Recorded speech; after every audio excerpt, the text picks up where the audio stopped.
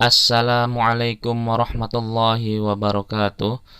Alhamdulillahirabbil alamin. Assalatu wassalamu ala asyrafil anbiya'i wal mursalin sayyidina wa maulana Muhammad wa ala alihi wa sahbihi ajma'in, amma ba'd. Alhamdulillahirabbil alamin. Puji syukur kehadirat Allah Subhanahu wa taala yang telah memberikan kita nikmat sehat sehingga kita dapat melaksanakan pembelajaran jarak jauh. Baik, untuk pembelajaran kita kali ini kita akan belajar tentang listrik dinamis ya. Kita masuk bab baru tentang listrik dinamis dengan subbab kita perkenalan dulu pada besaran yang ada pada listrik dinamis. Baik, untuk kompetensi dasarnya ya. Yang 3.5 menerapkan konsep rangkaian listrik, energi dan daya listrik. Sumber energi listrik dalam kehidupan sehari-hari, termasuk sumber energi listrik alternatif, serta berbagai upaya penghematan energi listrik. Yang 4.5 menyajikan hasil rancangan dan pengukuran berbagai rangkaian listrik. Baik, untuk materinya ya, ini ada 4 sub materi, yaitu besaran pada listrik dinamis, hukum Ohm dan rangkaian listrik, sumber arus listrik dan sumber energi listrik, serta energi listrik dan daya listrik ya. Untuk bahan ajarnya ini seperti biasa ada buku elektronika ya, PSE kelas 9A dan handout ya. Handoutnya sebagai bahan ajar tambahan saja, silakan nanti dibuka-buka dipelajari. Ya, jadi listrik dinamis adalah listrik yang dapat mengalirkan arus listrik ya. Jadi di sini ada sumber tegangan ya atau baterai. Kemudian karena baterai ini memiliki beda potensial, maka baterai ini dapat mengalirkan arus listrik ya dari potensial yang tinggi menuju potensial yang rendah. Jadi dari sini nanti arusnya bergerak ke sana, muter. Nah, jika saklarnya berbuka maka tidak terjadi aliran. Jika saklarnya tertutup maka terjadi aliran. Dari sini kembali lagi ke baterai dan seterusnya sampai potensialnya sama ya, nggak ada beda potensial. Jadi seperti itu. Terus kemudian apa saja syarat agar terjadi aliran listrik ya, sehingga lampunya dapat menyala? Yang pertama ada sumber arus ya, arus listrik, yaitu dalam hal ini berupa baterai. Terus terdapat kabel penghubung ya, ada penghantarnya yaitu kabel berupa bahan konduktor, dan rangkaian listriknya harus berupa rangkaian tertutup.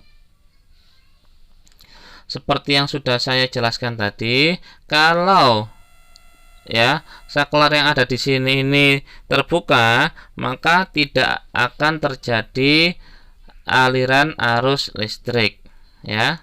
Nah, nanti kita akan pelajari satu persatu tentang besaran-besaran apa saja yang ada di listrik dinamis ya.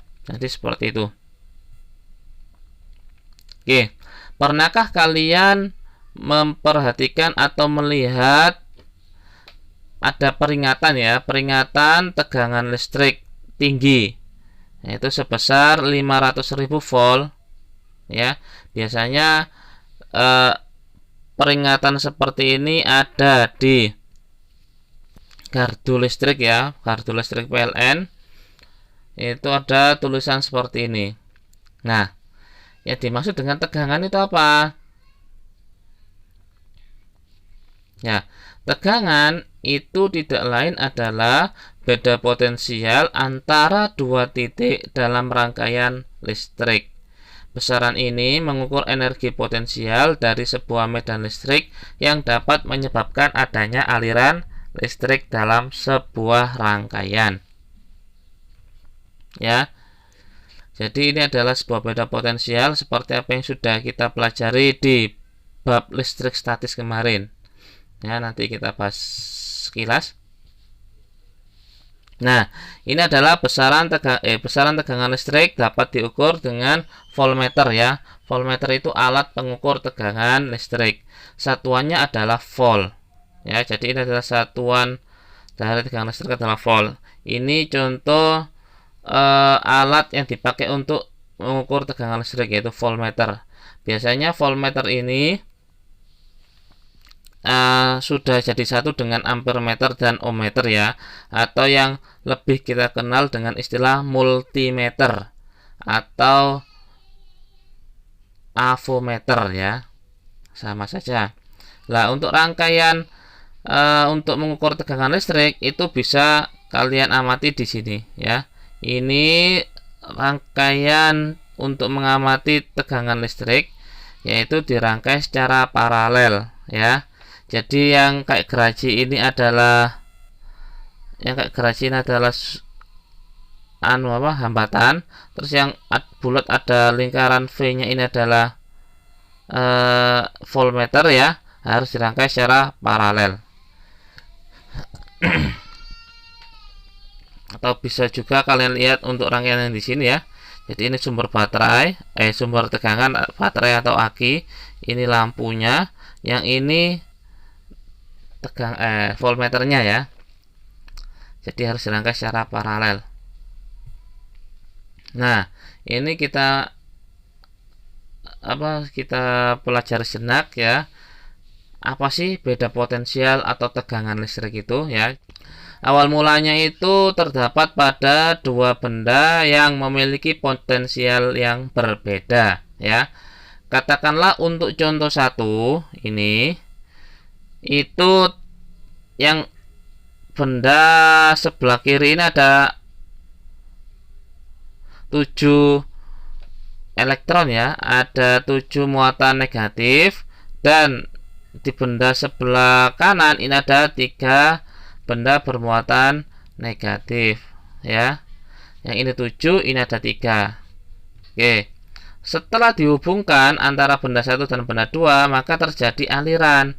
Kenapa terjadi aliran? Karena terdapat perbedaan potensial, yaitu yang di sebelah kiri ada 7, yang sebelah kanan ada 3, sehingga terjadi aliran elektron ya. Ketika terjadi aliran, maka elektron itu akan berhenti mengalir jika kedua potensial itu sama ya. Artinya jumlah elektronnya itu sama.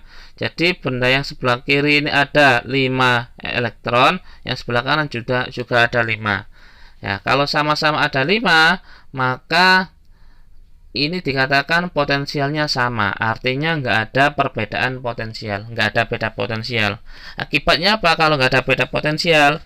Tidak ada yang namanya tegangan listrik. Kalau tidak ada tegangan listrik, berarti nggak ada arus listrik yang mengalir ya. Jadi seperti itu. Oke, untuk contoh 2 juga sama ya. Jadi kalau contoh 2 itu benda yang di sebelah kiri ini ada 8 ya, ada 8 muatan listrik negatif. Yang sebelah kanan ini ada 2 ya. Ketika kedua benda ini dihubungkan satu sama lain, maka terjadi aliran elektron ya, sampai terjadi keseimbangan atau jumlah elektronnya sama ya. Oke, ketika dihubungkan benda sebelah kiri jadi 5 elektron, yang kanan juga ada 5 ya. Jadi seperti itu. Semakin besar selisih potensialnya atau beda potensialnya, maka semakin banyak aliran arusnya. Jadi itu konsep dari beda potensial atau tegangan ya. Satuan dari tegangan adalah volt ya. Oke, ini cuma mengulang materi listrik statis yang kemarin itu ya. Oke, berikutnya ya, akibat dari adanya tegangan listrik tadi atau beda potensial tadi akan timbul aliran arus listrik ya. Apa aliran arus listrik ini? Arus listrik ini adalah banyaknya muatan yang mengalir dalam satuan waktu ya, atau dalam tiap detik dan dinyatakan dalam persamaan I sama dengan Q per T. Ini rumus dari satu arus listrik. Ya, satuan dari arus listrik itu adalah ampere dan alat ukurnya adalah amperemeter. Ya, gambarnya hampir sama ya seperti yang sudah saya sebutkan tadi. Ini adalah multimeter. Ya. Jadi multimeter ini bisa dipakai untuk mengukur tegangan, bisa dipakai untuk mengukur arus listrik, bisa dipakai untuk mengukur hambatan listrik ya. Jadi seperti itu. Kalau yang hanya bisa dipakai untuk mengukur arus listrik namanya amperemeter. Ya, jadi seperti itu. Baik, berikutnya adalah hantaran listrik ya. Hantaran listrik itu media ya yang dipakai untuk mengalirkan arus listrik ya atau mengalirkan muatan. Nah, terus media apa yang dipakai untuk mengantarkan listrik, yaitu bahan dari media konduktor ya. Media dari bahan konduktor. Konduktor itu apa? Yaitu bahan yang dapat menghantarkan arus listrik. Seperti logam itu termasuk konduktor. Berikutnya, media yang nggak dapat menghantarkan muatan itu namanya isolator ya. Contohnya kayak karet, plastik, kayu dan lain sebagainya. Terus ada juga bahan yang tidak termasuk konduktor dan juga tidak termasuk isolator, yaitu bahan semikonduktor. Yaitu bahan yang jika berada pada suhu tertentu maka dia jadi bersifat isolator maupun konduktor ya. Contohnya silikon, karbon dan germanium. Ya, bahan seperti ini itu dipakai untuk pembuatan transistor ya, atau komponen elektronika yang kemudian dirangkai bisa menjadi IC. Oke, ini contohnya bahan pengantar ya, ada yang terbuat dari konduktor. Ini dicontohkan tembaga yang ada pada kabel. Dan yang isolator itu bungkusnya ya atau plastiknya. Kenapa? Karena kalau nggak dilapisi isolator, ketika kita pegang, nah, kita dapat kesetrum nanti, ya bahaya. Terus yang gambar yang seperti ini adalah semikonduktor ya, yang dipakai untuk komponen elektronika. Yang ada di sebelah kanan ini adalah tabel hambatan jenis ya. Jadi semakin kecil hambatan jenisnya, maka nilai hambatannya semakin kecil. Kalau kita perhatikan, yang memiliki hambatan jenis paling kecil yaitu perak dan tembaga. Ini tembaga, nilainya 1,72 kali 10 pangkat min 8, dan perak itu yang bawah ini 1,59 kali 10 pangkat min 8 ya. Yang paling kecil itu perak, nomor 2 tembaga. Oleh karena itu ya, yang namanya kabel itu rata-rata terbuat dari tembaga. Kenapa kok nggak pakai perak? Kalau pakai perak itu biaya produksinya mahal ya, sehingga harga kabel 1 meter ya mahal sekali ya, bisa 5 kali lipat dari kabel yang terbuat dari tembaga. Kan sayang, mending dibuat perhiasan ya. Sedangkan untuk hambatan jenis kaca, kuarsa itu termasuk isolator ya. Kok bisa isolator? Karena hambatannya sangat besar. Ini coba diperhatikan. Kalau di antara keduanya ini ada namanya semikonduktor. Ini pada suhu tertentu bisa bersifat konduktor, bisa bersifat isolator ya. Ya, ngomong-ngomong masalah kabel, ya, kabel atau kawat penghantar itu dia memiliki hambatan ya. Hambatan jenis namanya, atau hambatan yang timbul dari dalam penghantar itu sendiri atau di dalam kawat ya. Rumusnya itu R sama dengan Rho kali L per A. Ya, ini Rho ini adalah hambatan jenis ya. Massa jenis, hambatan jenis, atau di bab massa jenis itu simbolnya sama-sama Rho ya. L ini adalah panjang kawat dan A adalah luas penampang kawat. Jadi seperti itu. Ya. Oke, saya kira sudah jelas ya.